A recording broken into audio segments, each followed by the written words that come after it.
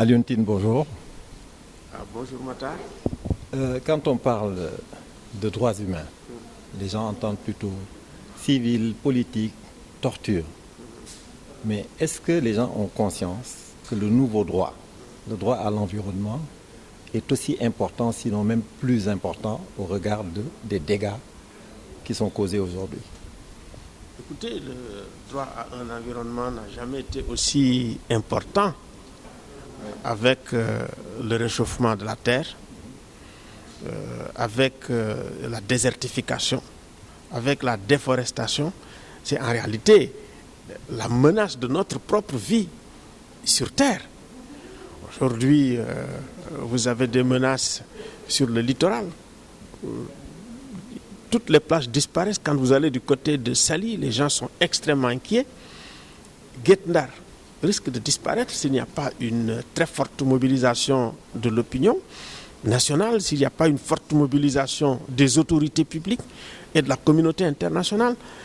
Et ce sont effectivement des faits tellement importants, parce que c'est un espace vital qui risque de disparaître avec des catastrophes énormes.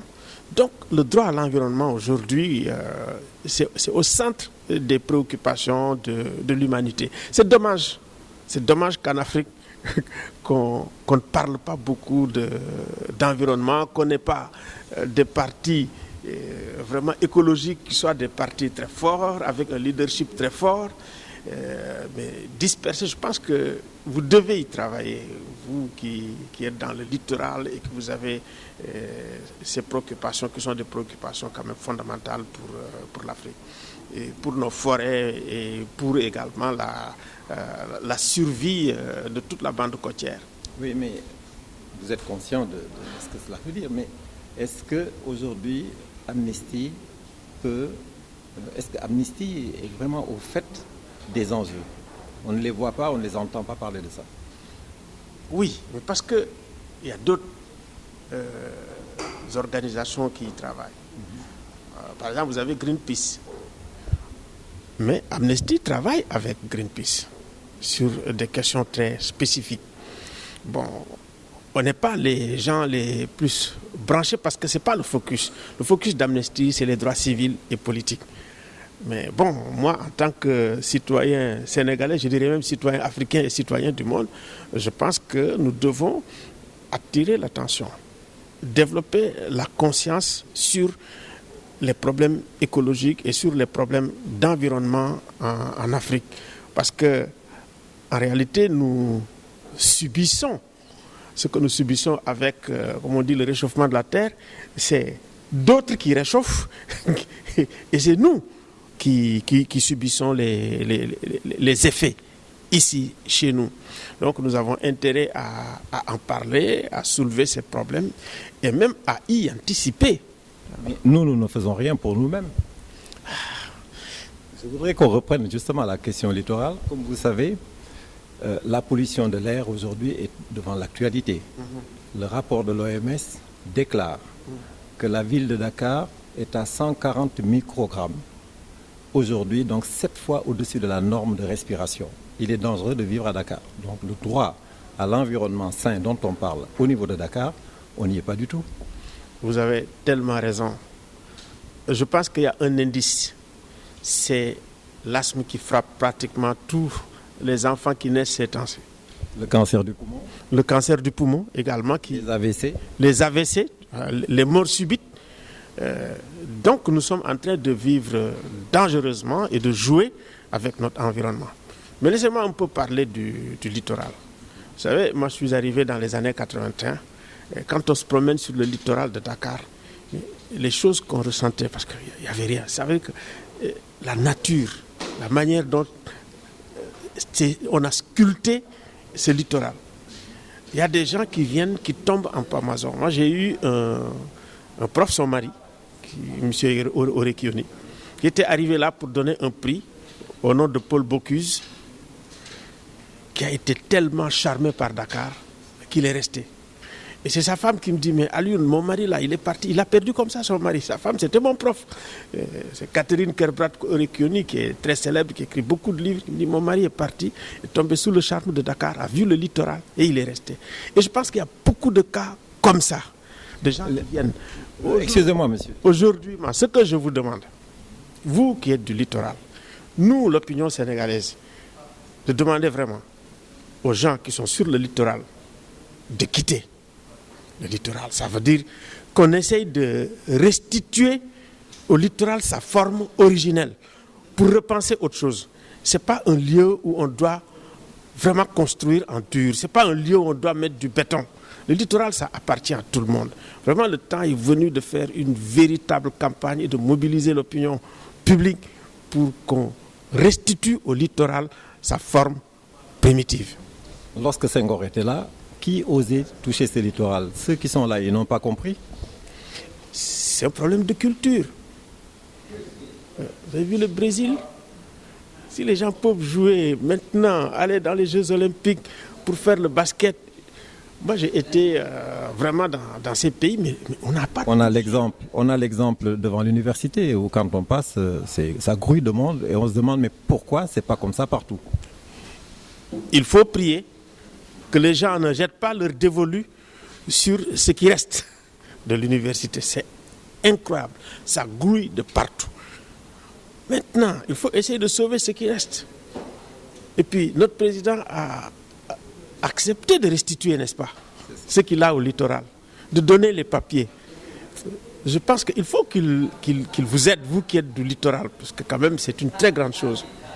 En demandant aux gens, pas par la force, mais vraiment à ces gens les plus proches, de dire, écoutez, nous tous, on restitue. Je suis sûr que s'il le fait, peut-être que d'autres vont suivre. Et moi, vraiment... Ça montre un peu au Sénégal combien l'inertie est au cœur de tout. Le président a bien renoncé. Nous nous étions dit c'est un catalyseur, mais personne ne bouge. Oui, mais il doit parler, faire du porte-à-porte, aller voir de grandes personnalités pour lui dire, mais écoutez, il faut quitter. Et puis, il faut qu'on mobilise l'opinion. Il faut qu'on mobilise l'opinion, qu'on mobilise les Sénégalais parce que c'est une question de vie ou de mort.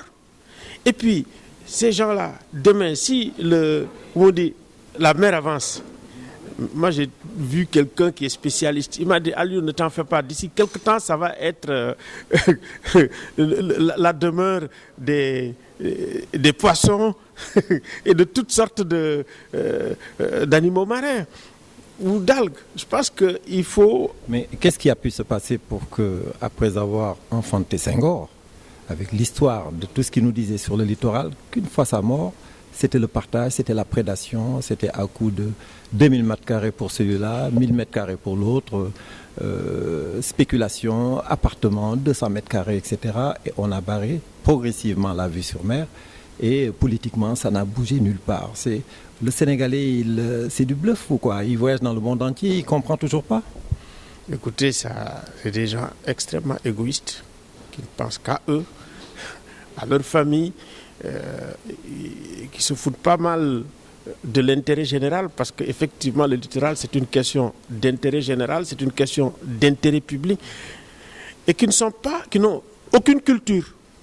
Parce que moi je ne vois pas un milliardaire qui a beaucoup de culture, un millionnaire qui a beaucoup de culture qui va jeter son dévolu sur le littoral qui appartient à tout le monde. Je pense que c'est une forme d'égoïsme qui moi franchement me dépasse. On a l'habitude de dire que le plateau médical ne bougera jamais parce que ceux qui prennent la décision lorsqu'ils sont malades, ils vont se faire soigner ailleurs. Mais le littoral, chacun a son asthme, son AVC chez lui, son cancer du poumon chez lui. Toujours, ça ne marche pas. Je pense que les informations que vous avez, vous ne devez pas les garder pour vous concernant tous ces méfaits.